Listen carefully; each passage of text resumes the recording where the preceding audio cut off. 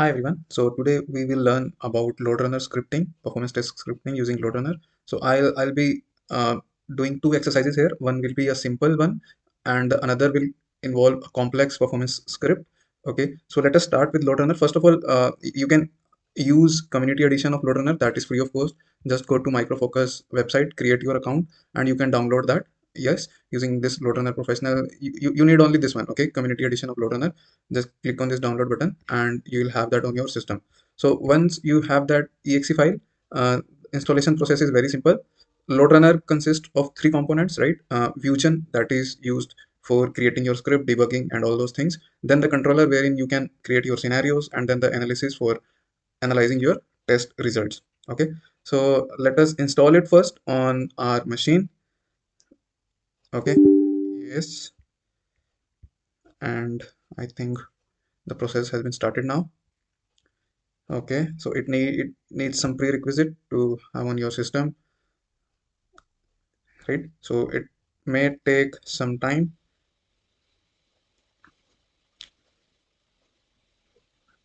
LoadRunner, I accept.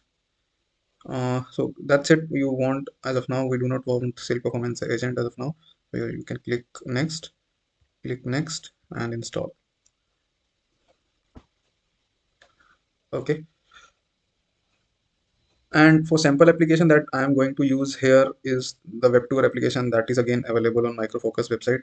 How to download, how to install that application, I have shared those steps in my previous video where we have talked about cloud testing. You can refer to that, or you can just go to Google and write download web tours and you will get to that link. Again, you will require a corporate ID to sign in Micro Focus. So LoadRunner currently owned by Micro Focus, and Micro Focus is again, I mean, I think somebody else. Yeah, this is now OpenText. So now Micro Focus is part of OpenText company. Okay, so let us wait for some time. Let it get installed.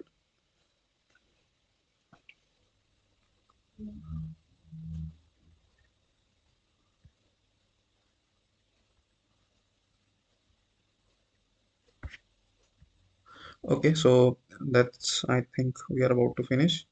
Allow access. Yeah, so you can see three icons on my desktop: analysis, controller, Vugen, right? So these are three components of LoadRunner. Okay, like I have mentioned earlier, this one will be used for creating performance test script. Then this one is used to create scenarios wherein you can browse a number of script and give the desired number of user to each scenario. And this one is for analyzing your results. Okay, so let us open this virtual user generator, or we called as Vugen. Let us open this, and we'll try to create a flow in HTTP HTML protocol. So there are so many protocols available. That means you can create flow of different types of application. Okay, so we'll go to file, we'll create new script and solution. You can give a script name as web tours scripts, and we'll create another folder that will be my baseline. Okay, so this is my baseline script. I do not make any change, I just record the flow here. Okay, then I'll create another folder that is called development folder. It is used for whatever I made change in my script. I'll save it in the dev folder. Okay, so I'll use this base folder here, and then we need to select the protocol. So currently I'm going to use web HTTP HTML protocol. Okay, and then click on create. Yes, so you can see this blank screen. So Vugen has three what you can say, three pages inside it. You can see vuser init, action, and vuser end. So as the name suggests, init means to initialize your user. Okay, so when you log into your application, that comes in init because you do that thing only once. Okay, so once you logged in, you keep on iterating this action part, right? And then once you log out, so logout also happen once, right? When the ramp down starts, so logout will be in end part and login will be in user init, and whatever you perform actions on your application, that will be in action part. You can change their names. Okay, you can give as per your own requirement. And this is the record button. You click on record, and here are will give our URL as localhost 8080 web tours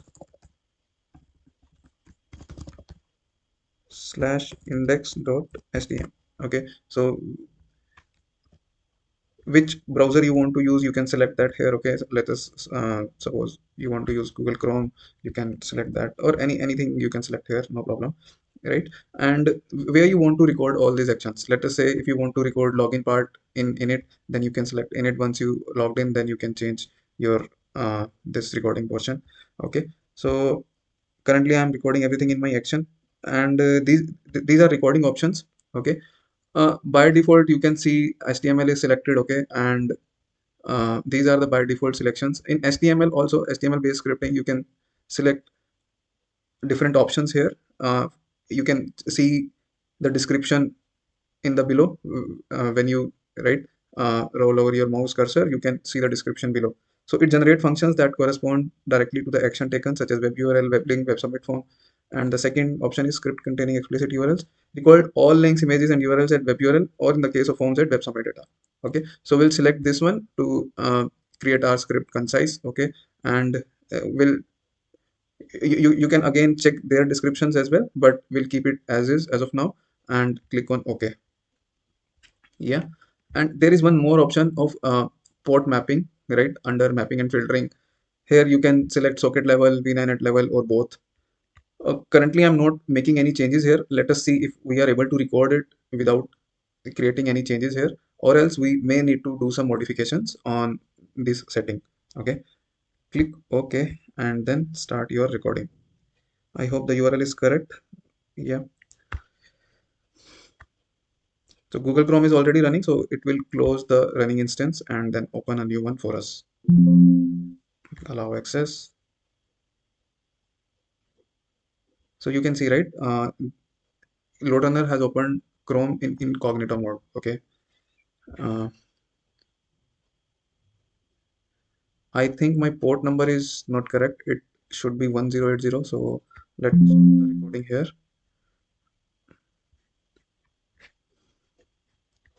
and go back to this option again. Give 1080, close this browser and start recording again.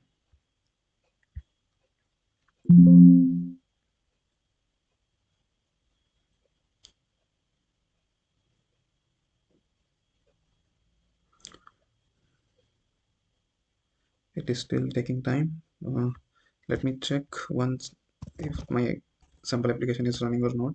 Yes, localhost 1080 web tour slash vi is running. So ideally, yeah. So I'm able to launch it. Yeah. So you can see recording events. These are getting generated. Okay, your number is increasing, right? So whatever we have done so far is launching our application. Okay, so whatever events are recorded as of now, that will come under launch transaction, and then click on this start button. This will be login, right? I'm giving the transaction naming here, that will be login. Okay, and Jojo Bean is the default username and password for this application. Once you download, you can use that. Okay, and click on login button.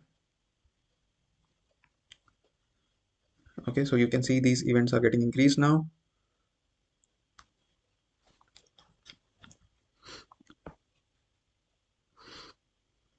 And also you can change your location where you want to record, right? Action or end, you can change that. Currently I'm recording everything in my action part just for the demo purpose. Yes, so we are inside our application, we have logged in now, and then you click on this icon is for end transaction. Okay, you select this login, so whatever events have recorded so far, that will be inside my login transaction. Okay, and then you click this button and we'll say click flights. Click flights, click on OK, and then go to flights.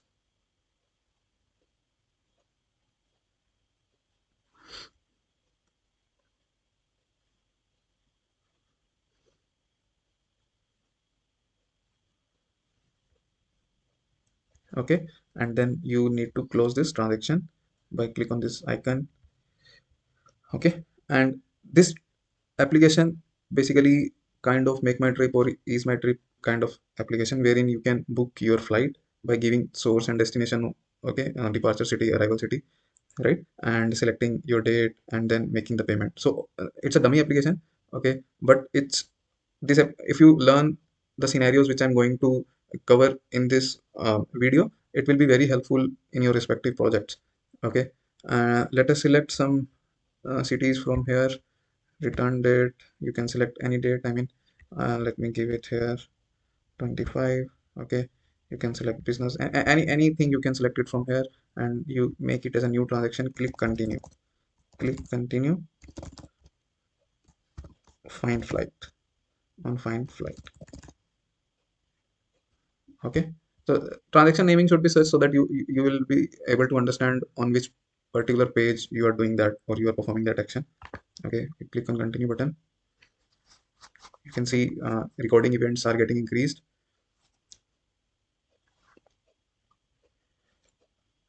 Yes, now click on end transaction, right? So you can select, there are four options of flights are available, you can select any one of them.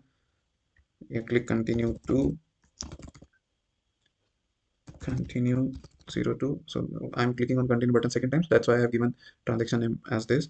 You can select any selection from here and then click on continue button. Okay, here again you need to end this transaction. Now this is a payment page. Okay, click continue on payment details, right? So you can give any address from here, right?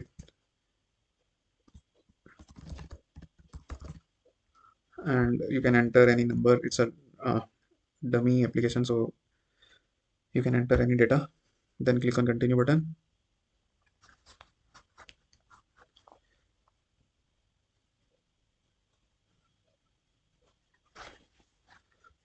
Yes, so you are able to book. Thank you for booking through web tours. Okay, so booking is done. You will end this transaction and then you will sign off, right? Sign off. Click on sign off and we are done. Yes, stop this transaction and this transaction and then stop the recording.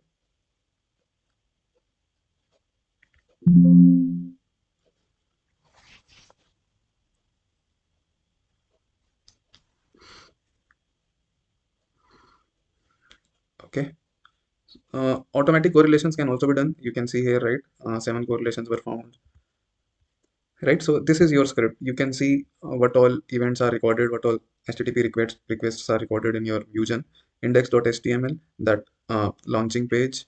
Then these are some, if you can see, these are some Google APIs, right? Which are getting recorded since there must be some traffic going from our browser. So that's also gets recorded. And I want to show you the login. Yes, so this part LR end and LR start, right? So that's how your transactions are recorded. Click flights, start and end. Okay, so when you click on flight button, this particular HTTP request gets generated, and that's how your transaction is created. Okay, start and end. So once you run a performance test, response time for click flight will include this time, whatever is inside this start and end, that will be recorded as your response time for click flight transaction. Okay, so currently we have this URL, right? Localhost search page equal to search query. So that is how your response time will be recorded. Think time are nothing but the wait time. It is, to generate or to create a real world scenario. Whenever you work on any application, there will be always some wait time, right? You enter some data or you read some content on the page, then you move forward. So that's how think times are introduced. One thing you need to make sure, think time should always between end and start, not between start and end. Otherwise your response time of the transaction will also include your think time, and that is not we require, right? So this think time should also be in between end and start, not start and end. Okay. Yes, so we have done with the recording. Now I'll show you how to generate or how to enhance this script so that it will run for any user for n number of times, right? So first of all, let me go to that application first. Let me open my Chrome browser.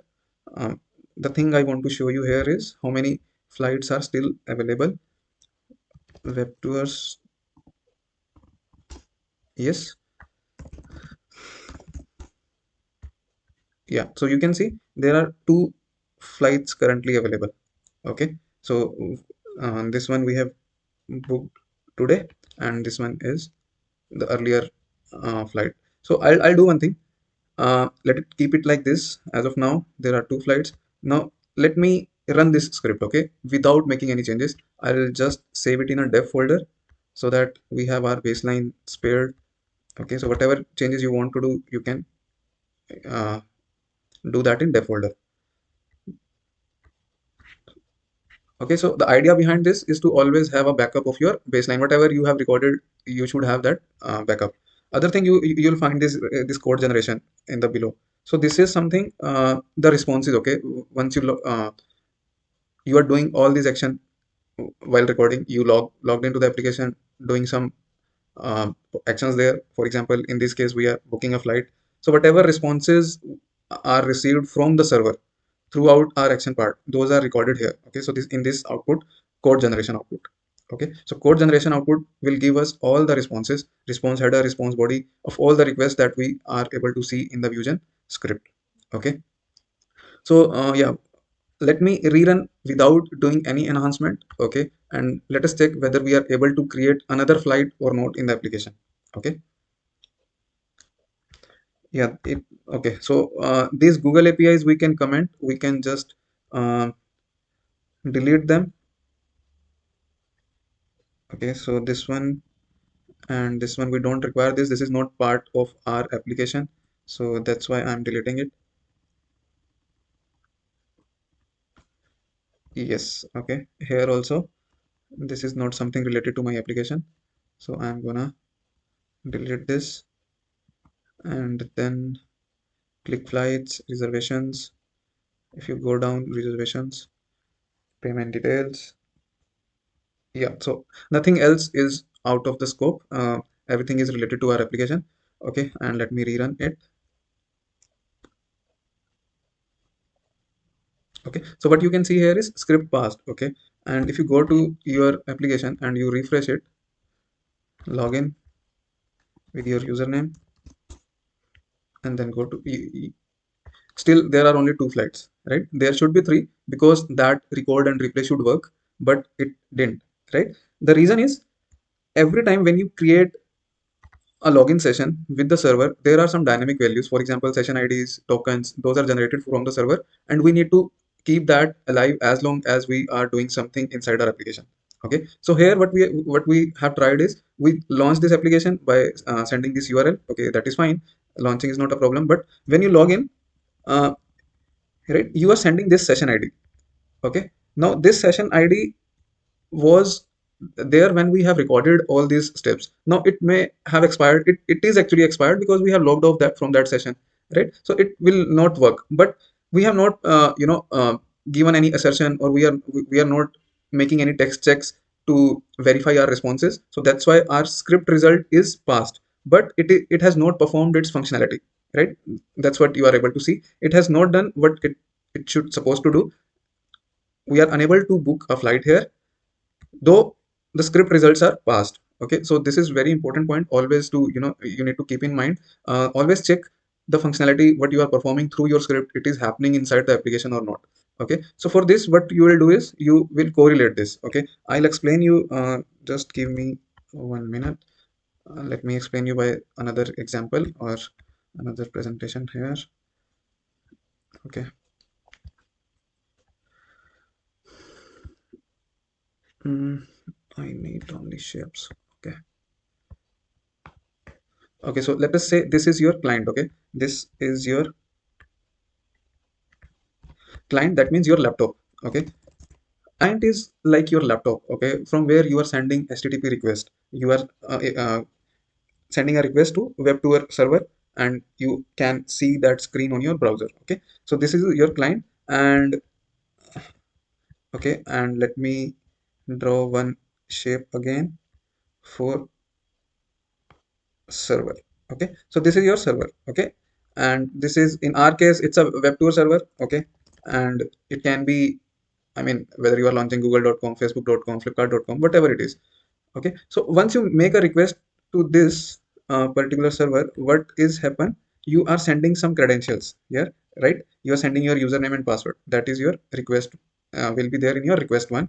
And from the server, what you are getting response, and that response creates some session ID, right? Now this session ID is required in the subsequent request that will be generated from the client, right? Let me reiterate this point. Now you have again your client. Okay, now this is my request one, this line. Okay, and this is my response one. Okay, let me write it down here. This is my request one. Okay, and this is my response one is corresponding to my request one. There is a response, nothing else. I mean, you need not to get confused. This is response one. Okay, and this response one has some dynamic values, right? For example, session ID. Now this request one, it has some credentials or whatever you are sending in your request. Now this response has some dynamic values, for example, session IDs. Okay, I'll write it down here. Dynamic values, for example, session ID, right? Now this session ID will be required by the client for, I mean, it is required in our browser to make subsequent request to the server, right? So if you are doing a manual flow, browser will be taking care of all those things. But if you are simulating these things through any tool, you need to make sure you are able to make that session. Okay, so what you need is you need this session ID, and when you send another request number two to the server, when you send another request to the server, okay, this you need this session ID in your request, correct? This is request number two. Now request number two is taking along some dynamic value which was generated from here. Okay, let me draw one line from here to here as well. You will, okay, so that's how it is. This response has generating some dynamic values. Okay, and client is making another request number two. This dynamic value is required in request number two also. Okay, so in my case, what I am doing as of now, I am sending hardcode value without making sure I am sending the new value. I am sending the old value which was generated during the recording. Okay, so that's why I am unable to book another flight in the application. The functionality did not work. Now what I'll do is I'll correlate it. Correlate means I'll capture this value from the server response, and I'll send it in request to. Okay, so for that purpose, you can do there are two three ways of doing this. So you can search this item here. Okay, this is your first occurrence of this item. Now see, obviously you need some experience to understand where you have to put in that value. But see, this is my second request of the application. Okay, this is my second request in the section part. Okay, the first is just launching this page, and the another one is this only, wherein session ID is going. Okay, row number 6 is my first request, and row number 19 is my second request, and second request is taking along this session ID. Obviously, response from this request, you won't be interested in that, because you need this from somewhere else, from above of this request, right? So you can directly place it here. It's a simple flow, so you can directly place it here. Or else what you have to do in some complicated script or some other uh, dynamic values, once you find this, go to control home, start of this log, find this value. Whenever you get this value, just copy this, yes, and then search for end log. Okay, search for end log, so where this log is getting end. Okay, and you need to check uh, the next request from that log. Okay, so you have to place it accordingly. But in our case, as I have mentioned, there is only one request above it, so we don't have to think much. You can just place it here. And there is one function called webrex save param. You can directly write it down at webrex save param, or else you can right click, go to insert, and then new step. Okay, and in new step there are a number of steps are available. You will search for webreg save param. Just click on this parameter name, c underscore. Now again, you can give any name, but for a standard purpose, I'm using c underscore as my correlation parameters and p underscore as my parameterization parameters, wherein any user input I'll be using p underscore, but any dynamic values I'm using c underscore session id. Okay, left boundary, so you have copied that whole right. This will be my this will be my left boundary. Okay, and this will be my whatever uh, okay, so whatever is available on the right side of the required value, that is right boundary, and whatever is there on the left side, that is left boundary, right? Click on OK. Anything else you want, you can select, otherwise just click on OK. Yeah, so that's how your WebRack save param is created. Now what will happen, this parameter will go with your request, this index.html, and from the server response it will find this value user session, uh, then value equal to double quote, it will find for this left boundary, and it will find for this double quote. So whatever inside this, it will capture in c underscore session and id parameter. And we have to negate this special characters. These are considered as special characters, double quotes. Okay, so you have to use this, okay, to negate, right?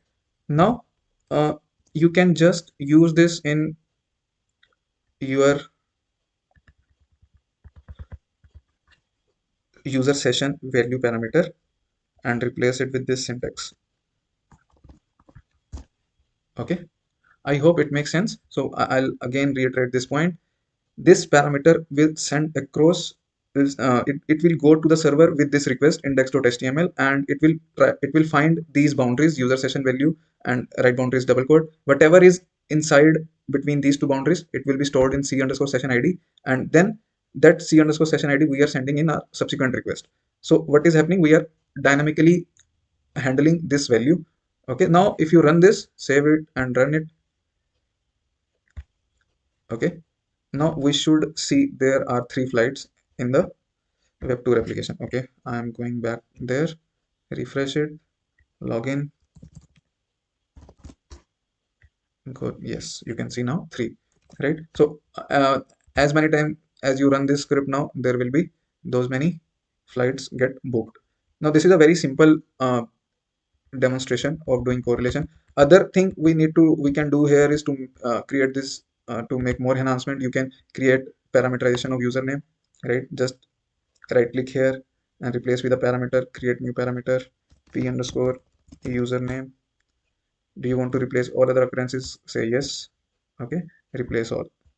Nothing was found, so it will replace wherever it will find Jojo as a um, name, and then again password I'm replacing with create new parameter, p underscore password. Click OK, click on yes, right?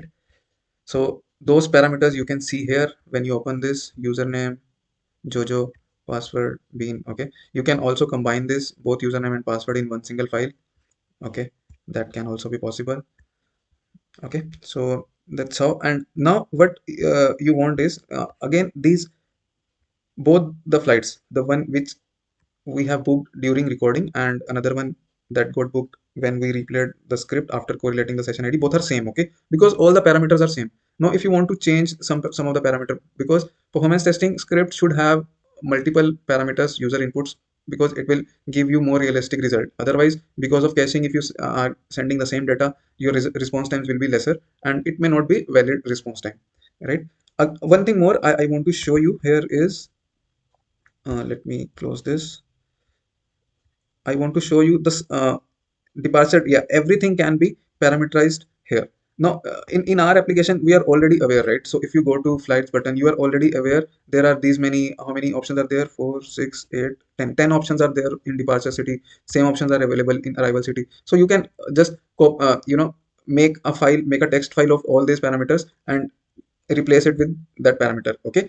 Or what else you can do? Suppose these are also dynamic. Okay, it's a simple application, so nothing is getting changed, but sometimes it may happen, right? So if you select a Maharashtra state, and you will get cities only related to Maharashtra, so something like that, right? So those are dynamic drop downs. Okay, suppose if you want to handle those kind of scenarios, in that case you have to correlate, right? And one thing I want you to show you is, yes, this value. Okay, now this is your flight id, you can say, or a unique number which is generated as per your selection of your flight. Okay, this can also be parameterized, right? Okay, and one thing more, these extras you can either remove them or comment them, because uh, if you see the URL of these extras, these are not related to your application, right? So this can also be removed. If there are something related to your application, just you need to make sure if you require it or not. But if something is not related to your application, that can be removed. Okay. Now, one thing more you must have noticed, I have there is automatically think time gets generated. For example, 94. So it consider it as 94 seconds. But when I'm running it, it is running very fast without considering this think time. That is because in runtime settings, if you go to runtime settings, and if you go to think time, so I am currently ignore this is checked, right? Ignore think time is checked. So that's why script is running very fast, ignoring all those think times in between the end and start transaction. Okay. So that is a simple flow that you can do. You can correlate your values. Now let us suppose you want to correlate another value which is dynamic. Uh, let's take an example of this. Okay, and if any other value you this thing also comes with experience, or if you are not aware which value is dynamic, which value you have to correlate, you can record script 2 times and compare them. Okay, otherwise whatever number you see as alphanumeric or some digits, so those numbers mostly are dynamic values generated from the server. It has to correlate it. Okay, and let me search that in code generation, that value that is related to my flight ID. Okay, yeah, outbound flight value. Okay, if you remember, right, when we have selected this, so there were 2 3 options, right? 1 2 3 4 options were there, and accordingly according to our selection, this value gets generated. Okay, so you can see we have selected blue sky air 002, right? So if you want blue sky air 3 not 302 301, then for 301 this is the value. Okay, let me show you. Let us copy this. Okay,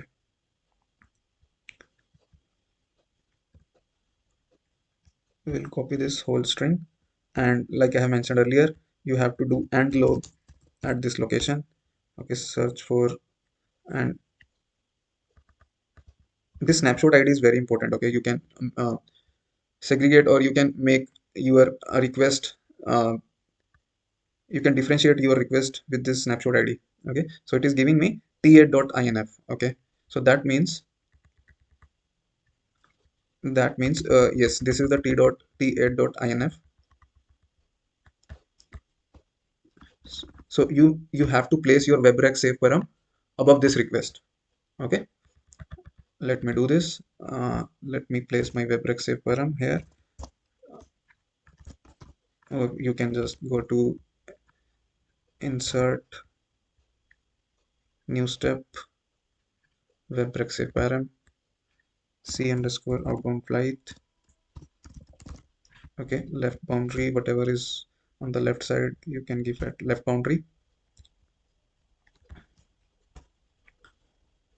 Okay, and whatever is on the right side. So I think I have not copied the right boundary. That must be a double quote. Okay, so double quote was my right boundary. Nothing else I required as of now. Yes, I required one thing.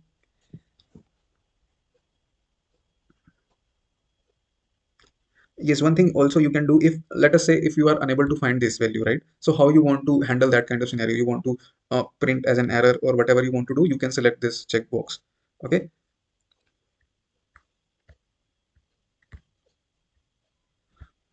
Okay, so what I'm trying to do is I want to capture all the values.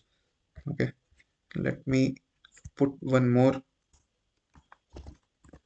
ORD equal to all. So what will this ORD equal to all do? It will capture all the values and it will create a array of this parameter. I'll show you. I'll show that demo live. You will understand it more.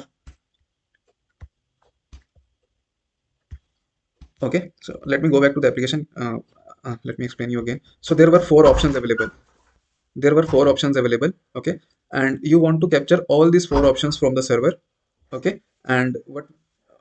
we know this is the left boundary and this is the right boundary, and we'll capture all the four options and we'll print it here by using lr output message.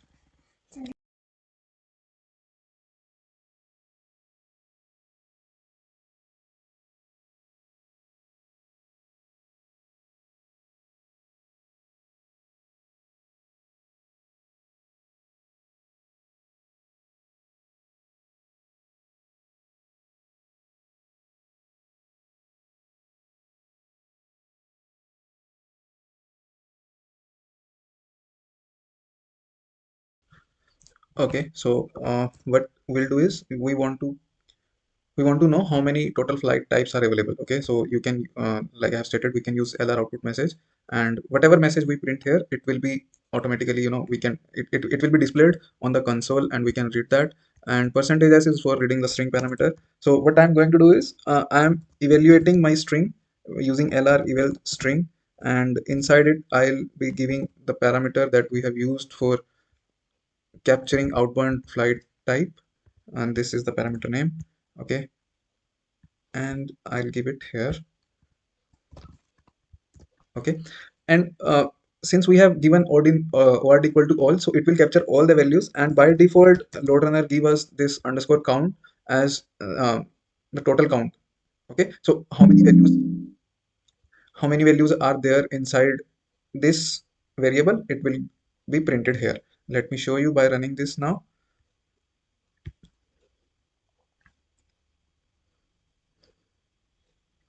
Yes, and here you can see in the console the results. uh, Total flight types are 4, right? So these are the 4 types of flights available, right? And suppose you want to capture any particular type, okay, or if you want to send any value randomly, that also you can do, right, by doing this. But lr output message will help you to debug which value you are able to capture and which not.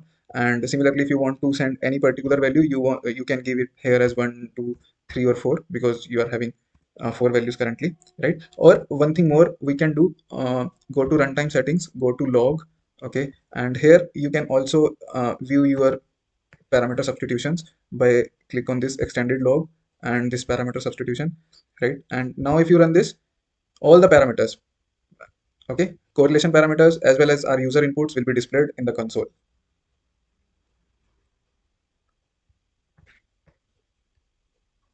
right? See, c underscore session id value what we are able to capture. Okay, p underscore username, and see, outbound flight 1 2 3 4, all these values are captured now. Okay, so that is how you can enhance your script. It's a very fundamental thing to understand correlations and parameterizations. Okay, and lr output message, lr eval string is for evaluating the string that is used, because this parameter is a lr variable. Okay, c underscore outbound flight is a lr variable. Okay, we want to evaluate this value whatever it is inside this parameter, then we need to use lr eval string. Okay, I hope it is helpful to you and it adds some values in your performance testing script creation.